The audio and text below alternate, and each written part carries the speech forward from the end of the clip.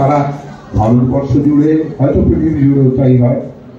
কিন্তু সেখানে আমার বারবার মনে করি ইচ্ছে করে ছেলেদের যে তোমরা মনে রেখো, আমরা বহুভাবে এই পৃথিবী থেকে বিদায় নিতে পারি।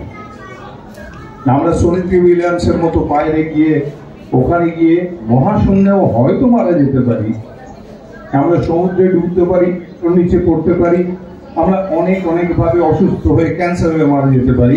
বিভিন্ন পথ, হাজার হাজার লাখ লাখ পথ আছে মানুষের মৃত্যুর।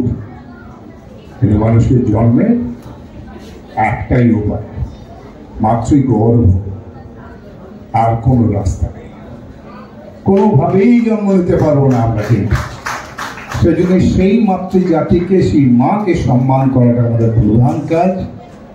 আমরা সেটা ভুলে যদি যাই, এই পৃথিবীটা উচ্ছন্নে যাবে, এটুকু বলে দিতে হবে। এতে সবাইকে শুভেচ্ছা জানাচ্ছি, ভালোবাসা জানাচ্ছি। তোমরা সবাই অনেক বড় হও। আমি একটু ছবি টবি আঁকি, একটু কবিতা টবিতা লিখি, এসব করি আর কি, নানারকম করি। তবে কোনোটাই খুব ভালো পারি না। আমি না সুনীল গাভাস্কার, না তেন্ডুলকার, আমি না অমিতাভ বচ্চন, না উত্তম কুমার, আমি কিছুই না। আমি শুধুমাত্র চিরঞ্জিত। আবার চিরঞ্জিত নয়, আমি অরিজিনালি দীপক। আমার বাপ আমার জন্ম দিয়েছিল, পদবী দেয়নি।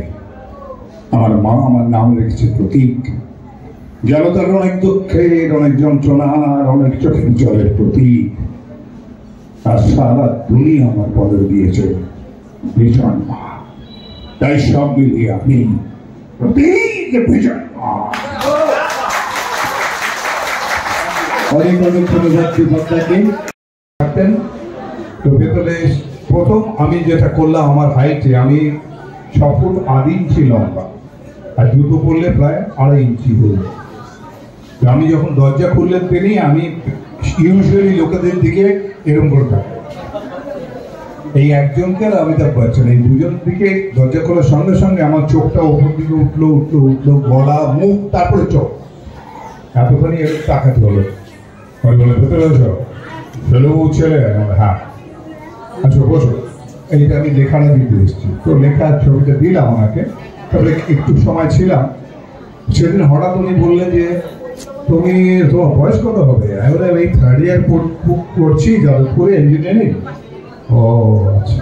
আমি ভাবছিলাম তোমার পরের ছবি প্রতিদ্বন্দ্বীর হিরো করবো।